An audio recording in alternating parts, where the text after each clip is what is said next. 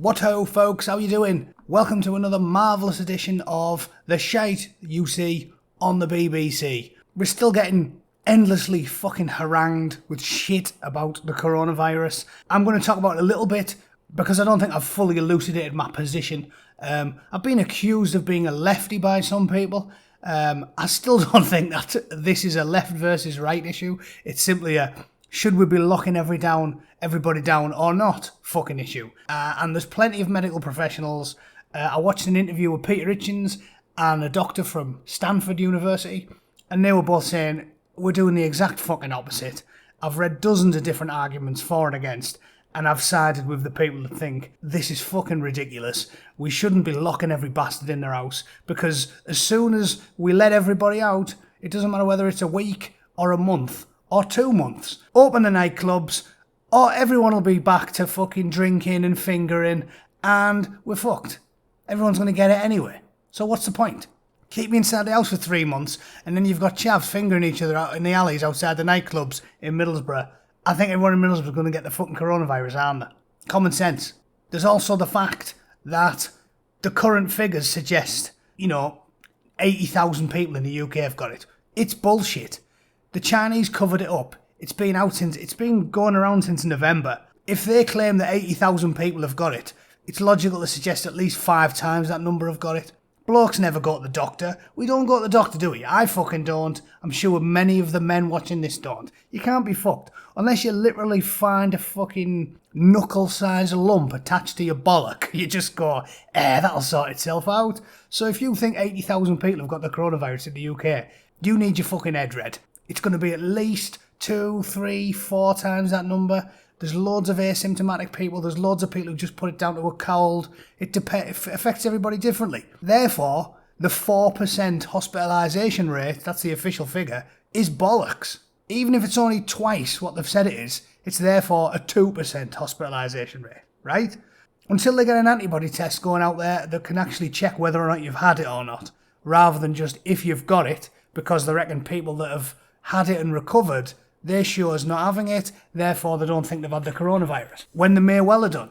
Until we can test people with an antibody test to see who's actually had it and has since fought it off, we can't accurately see who's had it. But what's an absolute fact is that way more people have had it and recovered from it than they're telling us, which pushes those figures for mortality rates way the fuck up.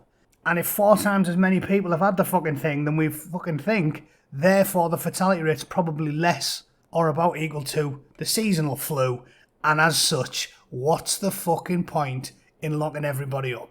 I think Dominic Cummings, as usual, is going to end up being proven right, and we shouldn't have fucking locked everybody in the house. Should have had a small targeted quarantine, i.e., if you've got an arse like a fucking rhinoceros, you've got high blood pressure and diabetes, then stay the fuck in your house, you fat fuck. If you do nothing but drink iron brew and chain smoke Super Kings, stay in your fucking house.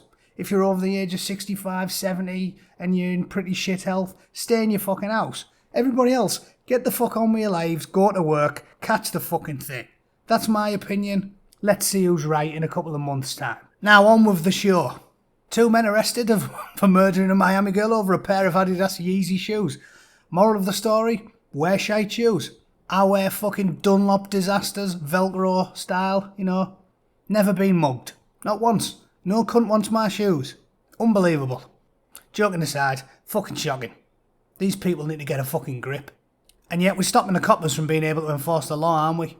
2 teenagers, blatantly going to turn out to be black guys, and the cops can't police the streets anymore because they're too fucking scared. The public turned against them.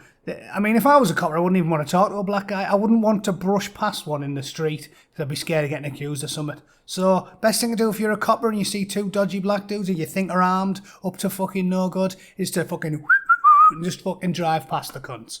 Because why bother yourself? Even if they're in the wrong, like that fucking Michael Brown, who turned out to be an absolute unit who was throwing haymakers at him, and he never uttered the words, hands up, don't shoot.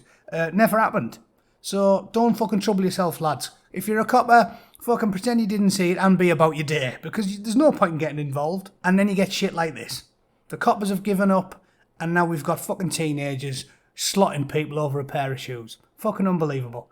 So until the far left have not got a stranglehold on the institutions that keep the country safe, just remember, wear shite shoes. Dunlop disasters, those rubberised fucking high-tech ones that go for about £8 a pair, sorted. This is a cracker. Coronavirus isolation has created new couples. Yes, and they'll last about as long as all these sexual deviant degenerate millennials do, which is he'll realise she's been fisted by fucking 50 sailors on a typical weekend, and he'll go, alright, I've had enough of this. I'm not going anywhere near your growler unless I put 6 condoms on, put like 3 over your cock, and then like snap one over your ball sack, and I don't know, maybe put one over each hand, just to make sure you're syphilis proofed. What's it like living and working with someone you've only just started dating? Lockdown love stories. Cuddles and bubble baths. Simone Laurens and Tom Cash in Raglan, New Zealand. After setting their Tinder profiles to a broad radius. Yeah, because they fucking love it, these kids. I guarantee some of the... he's got a nose ring. Straight away, second you see him, if I was a young lass, I'd be like, no, you've got a glow-in-the-dark cock. Said they spontaneously decided to spend quarantine together at Lauren's house. They plan to stay together after the crisis. We'll fucking see. We'll see. Rory Bogan and Carmen Adaha from Hong Kong. They're wrapping up 2 weeks in quarantine in a hotel room in Hong Kong. He moved out but we're still together. Course you fucking are, love. I moved to Sweden after 2 weekends with him. Good idea. Bound to work out. Bound to.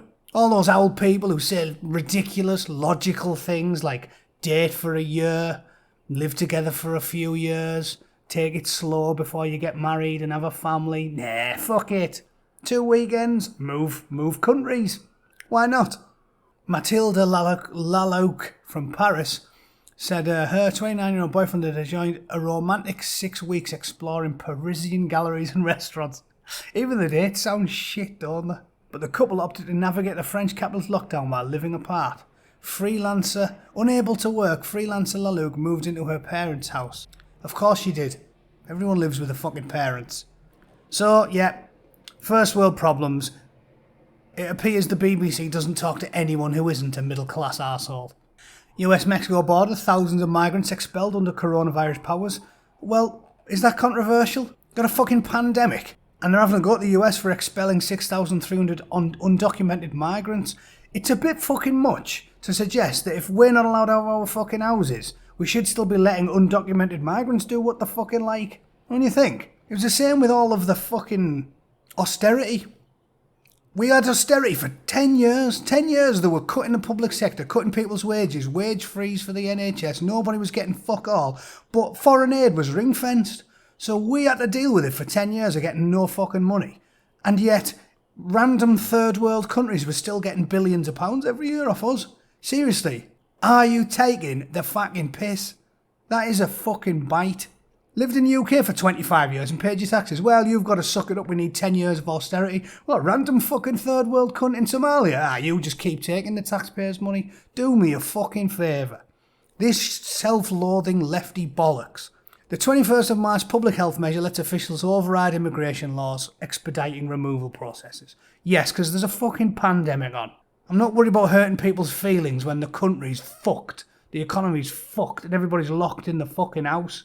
Again, if everything was going fantastic, I'm sure most people would be down with doing more to help others, but when everything's not going fantastic and everybody's pissed off, it's a bit much to whinge about fucking pissant problems like this. They're undocumented, they're here illegally anyway. Fucking get on with it. Nobody gives a shit. I reckon even most Democrats don't at this point. They've got their own shit to worry about. They can't go to work, they can't earn, they're locked in the house, and they're expected to get outraged because they're, deporting illegal immigrants. We all fucking deport illegal immigrants. Jesus. Trump said this is not about immigration, this is about public health. This is about putting forth aggressive mitigation and containment measures. Yes. And if I've got to fucking deal with this bullshit, sorry Pablo, but if you just randomly strolled in, then you have to fucking deal with it as well. Fair enough. Sorted. Coronavirus REU divisions banished after the deal. No, they aren't. See, there's my rule again about the BBC. If it ends in a question, definitely no. No. Don't need to read the story. Crack open the Easter eggs. They've done it. After a torturous weeks of wrangling, the EU finance ministers have agreed a number of common financial measures to protect the workers and EU countries most in need during the coronavirus pandemic.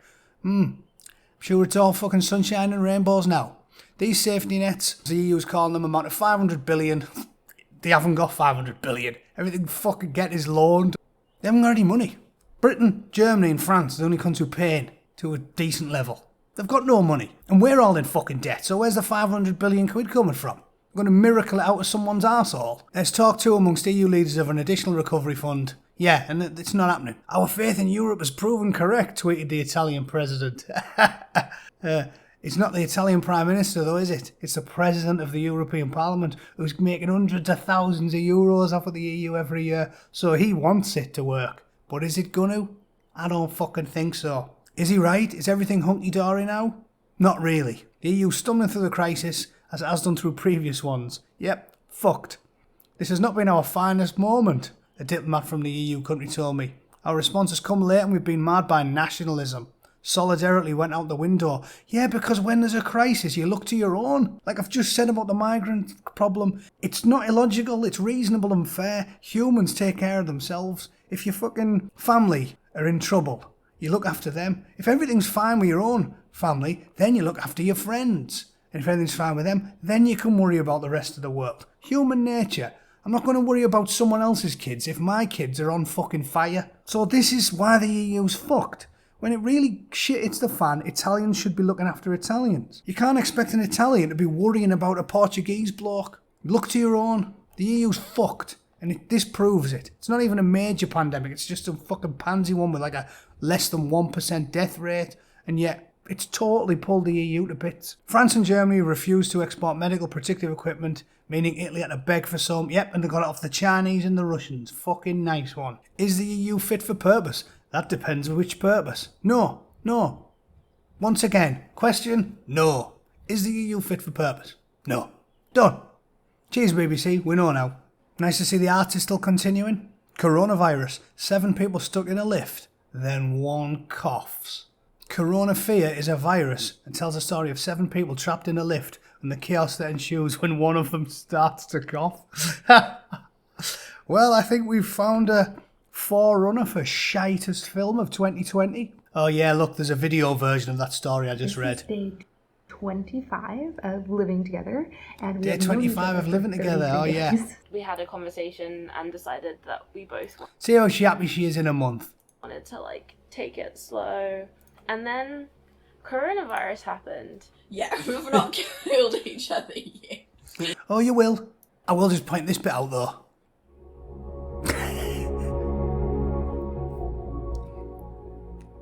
Of course it has. Of course it has. Again, to cover these things, you would have to have the situational awareness of a goldfish to not know what's coming when you read these fucking stupid stories or watch these shit videos. Finally, I am going to look more into this. I don't believe that this sailor dies of the coronavirus. It's going to be dies with the coronavirus, but he was probably a fucking clip. I guarantee he was morbidly obese, diabetic, whatever the fuck is the matter with him. So the sailor who was serving aboard the USS Theodore Roosevelt became the first on the ship to die from COVID-19. He was moved to isolation, tested positive and found unresponsive on the 9th of April. Seriously, if a young lad, a sailor, the perfect place for a fucking virus is on a Navy ship. If I was a bootneck, if I was offshore with 600 Royal Marines on a Royal Navy carrier and we had coronavirus, 0 fucks would be given. Because the best bunch of cunts to guinea pig a fucking virus on is a bunch of 25-year-old physically fit young men. Fucking lash us up. It was like when the fucking foot and mouth thing was on. We ate nothing but burnt beef for 6 months. They sent the 4-ton trucks off camp and they were coming back on with fucking mutilated cows on the back of them. That's all we did, is eat fucking beef because it was cheap for fucking 2 years. There's more to that story than meets the eye, I guarantee it, and I'm going to fucking look into that. I will report back later in the week, because it's only 29 minutes old, that story. I don't fucking believe for a second that a healthy, young, 25-year-old sailor just dropped down dead because he caught the coronavirus. I think it's shite. But we'll see. Not too much communism this week. There was the dangers of idolising the successful, but I think we all know that's bullshit without even watching it. See, my rule proved right again. Is fitness addiction dangerous? No. Going to the gym twice a day, definitely better for you than chopping your cock off, calling yourself Sandra, and going cruising for cock 7 days a week, which is the type of shit that the BBC usually advocates. Cheers.